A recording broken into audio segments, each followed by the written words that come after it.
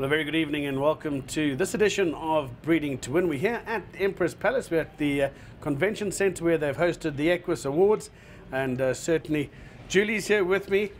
Julie, what a fantastic occasion we've had here, and as per usual, Bob Urum's thrown out all the stops, and what an entertainment package. I can't believe it's been so many years since Yeah. we've started at Empress Palace. I'm actually feeling quite old, Grant, but it is. It's always fantastic to be here. And it's a special evening. You know, when you crown your champions, when you see the nominees, you see the highlights of the year. I mean, we've really had some spectacular racing over the season. So, yeah, congratulations to all the nominees and all the winners. But as you said, Bob Urum always goes out, him and his team here at Empress, and they pull out all the stops to make it a great evening. Some great evenings, and certainly we've always had good ones here at Empress Palace, but I thought tonight as well, the video footage that some of the guys put together, I thought Lyle Hewittson's video package behind, with those close-up shots of him riding, going back into the weighing room, that was absolutely fascinating. I was enthralled throughout it. I know Wesley Lloyd plays a huge part in that, putting it all together, so well done to him. And I think it just brought some human aspect back to the Equus Awards. You know, normally we see the racing, we see the winners, and that goes by. And tonight was special, I have to say. It was unique. Congratulations to Justin, he was crowned champion trainer, and to all the winners tonight. We've got a great highlights package. Let's go straight in to show you what happened out at Empress Palace on Tuesday night.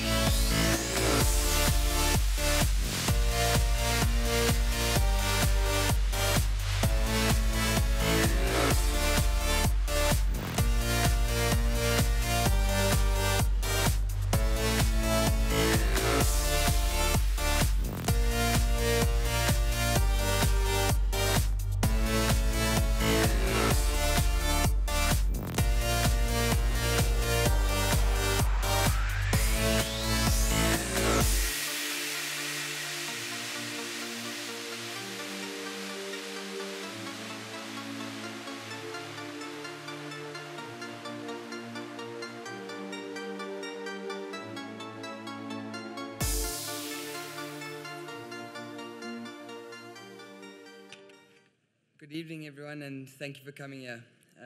This is yet to sink in until a few seconds ago when my name was read out and the video was shown, and I'm feeling pretty overwhelmed. And I guess that's the same feeling you get when you're up to bat next. And I say this because if I could draw a comparison to something to describe my season, I'll use cricket as a metaphor, and that would be fitting. As the first few overs that fly by, I was still finding my timing and getting comfortable. My partner at the other end of the crease keeps me calm and keeps me ticking over. He gives me advice and makes sure I remain positive. He sets the foundation for my innings off of which I can build. My opening partner in this instant is Mr. Moore. The next few batsmen that join me at the crease play the role of the owners and trainers. I would not be able to pick up runs without my partner at the other end running in between wickets with me. Every run counts, and therefore every batting partner has a great role to play. Of course, to heighten innings, a few big partnerships are required. For me, these came in the form of Yvette Bremner and Sean Terry. These two partnerships were the bulk of my runs and enabled me to get through the swing bowlers, the fast bowlers, and the spin bowlers with confidence. I'm very honoured and even more grateful that they joined me at the crease and support me throughout. The role of the night watchman may sometimes go unnoticed, but is a huge asset to have someone to support you through the last few overs before the closing of play. The night watchman in this instance was my family, friends, fans, and my sponsor, Avonshire. The love, support, and motivation from all of you got me through anything. With only a few more overs left and a few more runs required to reach the century, the tail enders need to keep their wickets and give me the opportunity to face bowlers so I can score more runs. This draws relation to the likes of the Gauteng Gambling Board, Thoroughbred Horse Racing Trust, and the entire academy, who gave me the opportunity to be an apprentice and allowed me to flourish in my innings. They usually go unnoticed, but sometimes batsmen 10 and 11 are the ones who score the winning runs or keep an innings going. This analogy shows the need for various partnerships in a long and challenging innings to make it possible for a batsman to score a century. And here I am, raising my bat in celebration and gratitude to all my batting partners. Thank you.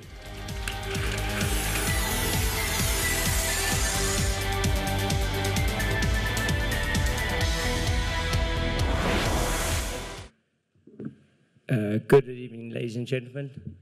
I apologize. My voice has managed to be with me the entire season until today. To Lyle, well done earlier today. Well, right now, it's a pity you became such a top jockey because you would have been a fine polo player. I look at and watch races like that, and I realize how hard it is. It's a very, very hard industry, and a lot of late nights and early mornings, and it's just we do all of that for this moment. And I firstly want to thank my patrons. A lot of them have made their way here tonight, not receiving rewards, but to spend this evening with us. And I really thank you. They are patrons that started with my father in 1974, and some are still owners with us today. And I think that is the most incredible thing.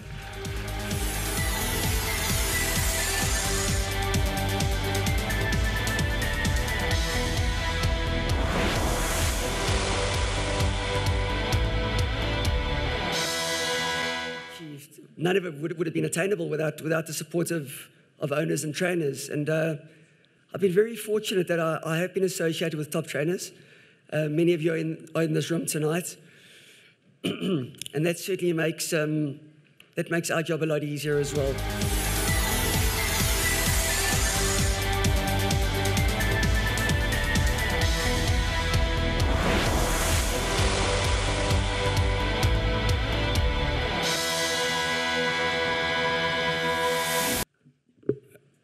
Good evening, ladies and gentlemen. Thank you for all coming tonight.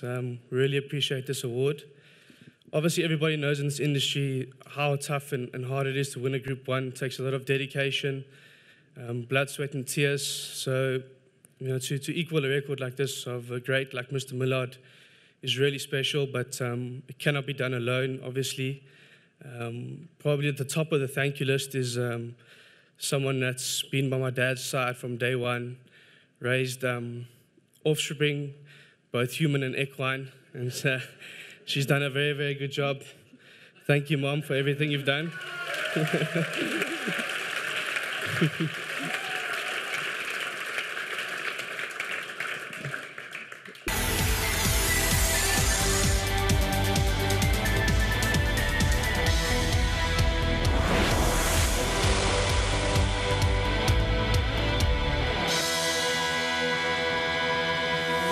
I'm lucky enough to have my mother here with me tonight.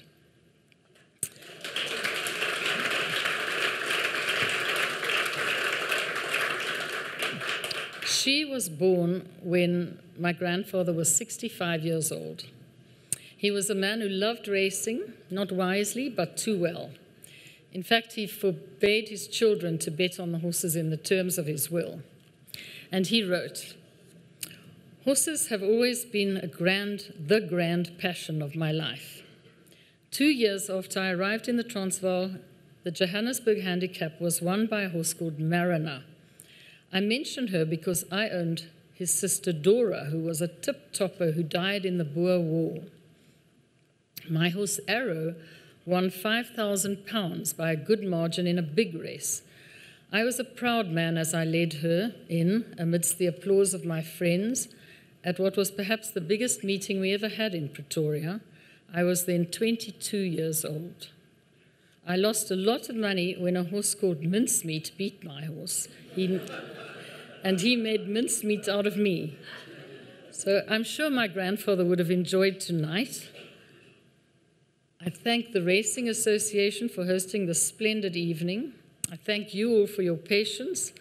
I feel that we are at the beginning of a new dawn and that we have a bright future ahead of us. Thank you and good night.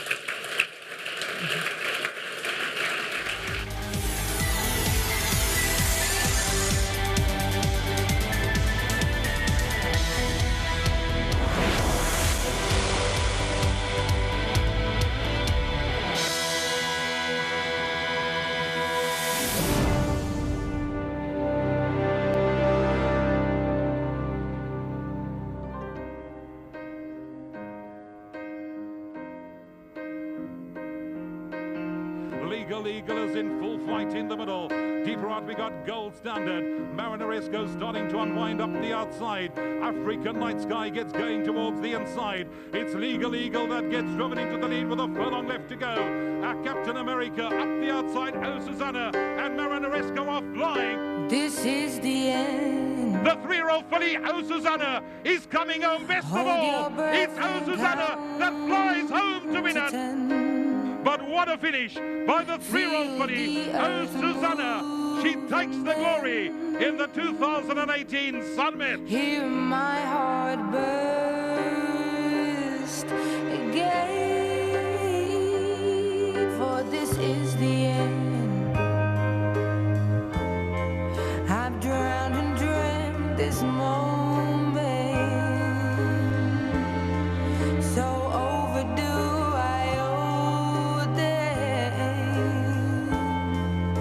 Swept away, I'm stolen.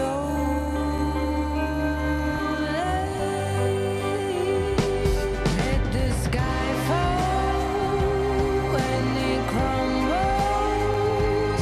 We will stand tall, face it all together. Let the sky fall when it crumbles. We will stand tall.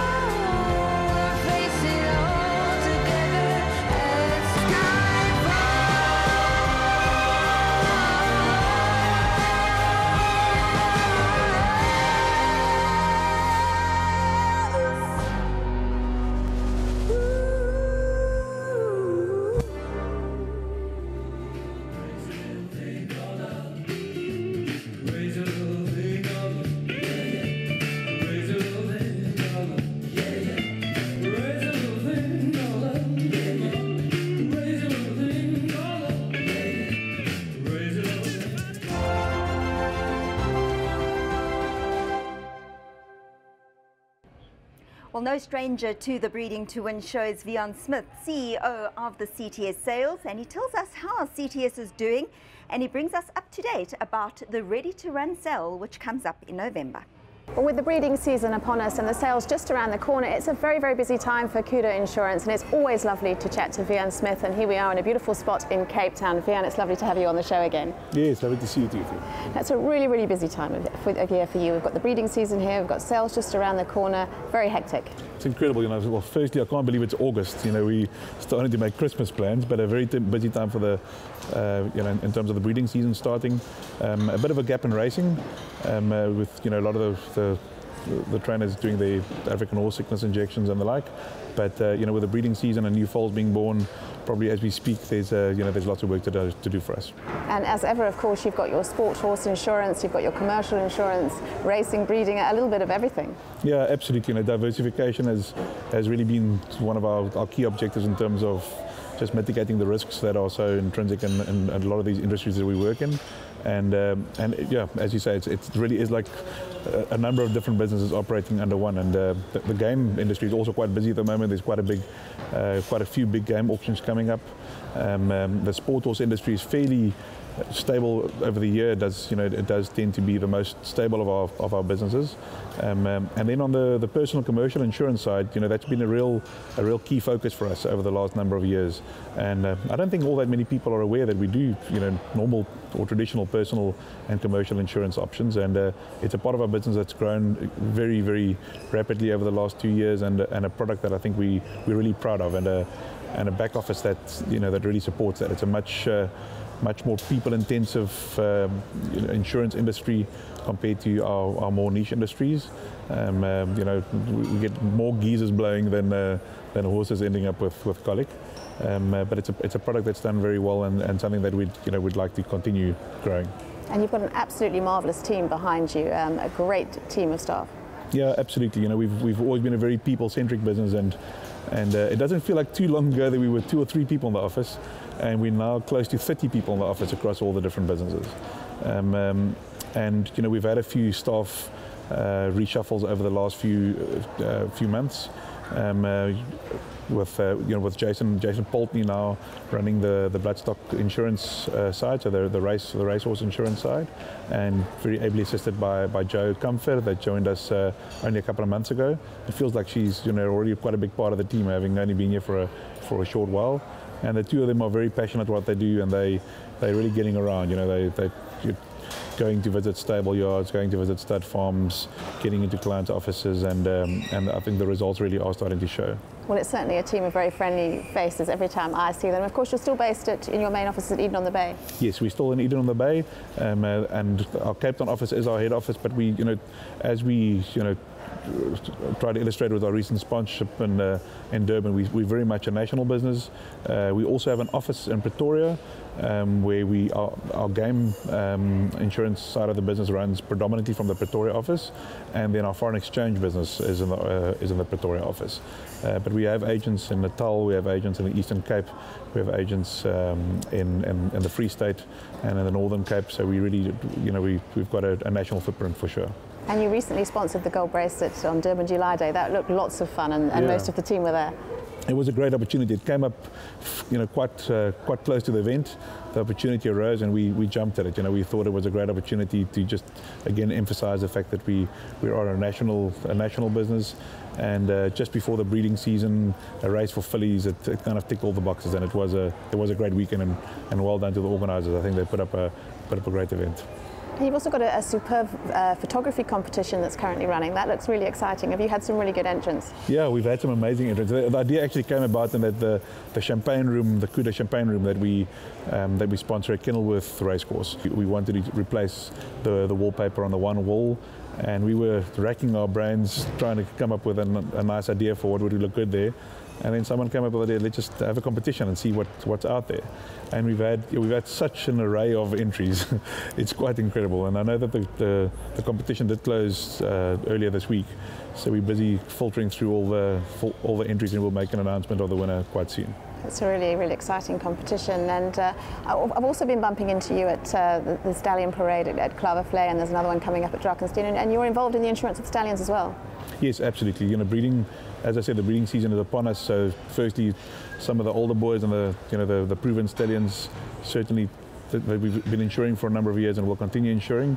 and then new stallions coming into the industry. There's some really exciting stallions that have come to South Africa. This will come from abroad and have been retired from racing locally, which we're involved in the insurance, and there's quite there's quite a bit more to insuring stallions in their first season when you have to insure the congenital infertility risks.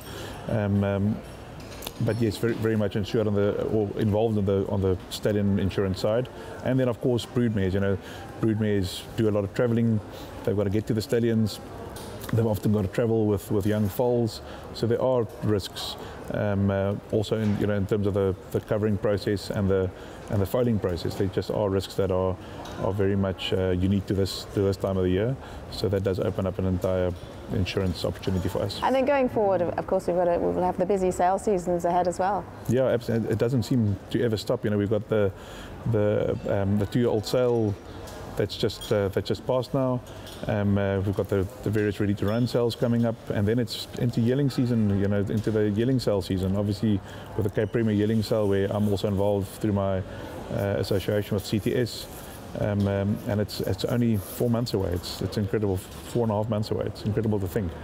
And there's a lot of work already going into preparing for those sales, and I believe we're going to have a very strong sales season next year. There's big interest from overseas buyers. Again, we're already getting overseas buyers asking us for dates and asking us about travel arrangements and the like. And Kerry Jack and her team will be visiting farms early September to go look at all the yearlings entered for the Cape Premier yearling sale and start working on finalising that catalogue. But you're right, the sales season just never seems to stop. It's a hectic time of year, but it's a marvellous time of year with the Met and all those big races to look forward to. Absolutely, and all the now 3-year-olds as we approach the summer season and go into those 3-year-old features, it really is an exciting time of the season to get to see the horses come to the fore and put their stamp on going for those big races. Well, Wiaan, thank you very much for taking the time out to chat to the team this morning, and I'm looking forward to following you for the rest of the season. Thanks, Fee.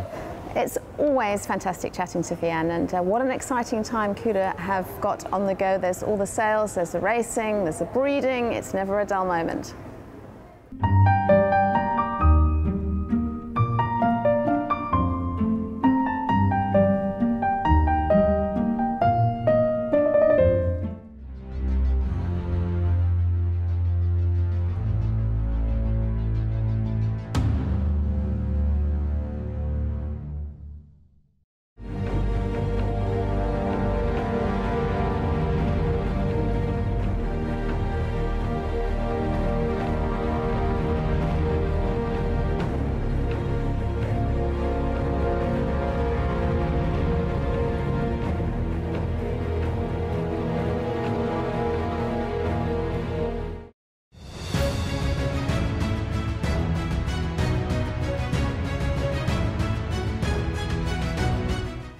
Coup de Grace is the first son of Tappet to stand in South Africa. Let's take a closer look at Coup de Grace.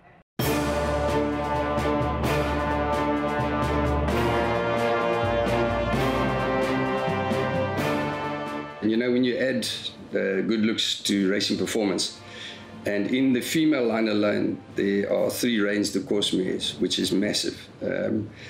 Then it is exciting. So I think we've got the whole package. We've got the stallion for sure with Tappet. We've got the mare who was talented, and she herself out of an extremely talented filly. She was champion 4-year-old filly in America. She won the Breeders' Cup. She won 4 Group 1s. She was placed in 6 other Group 1s.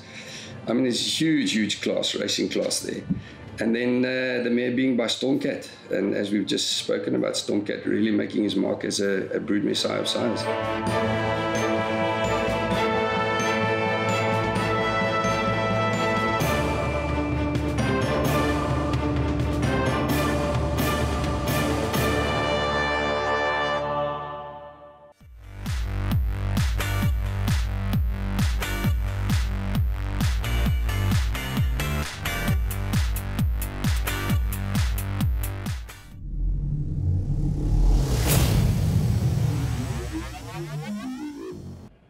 Well, John Freeman and Freeman Stallions, a big sponsor on the Breeding to Win show, and they always bring us up to speed with stallions in their portfolio. Let's see what John Freeman has in store for us tonight.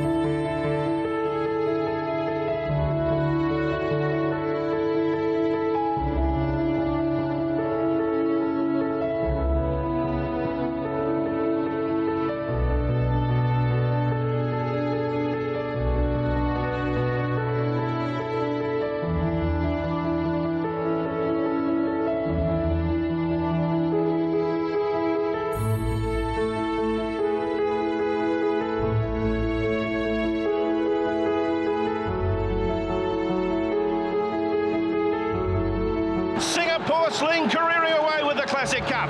Singapore Sling from Exalted and the Golden Age.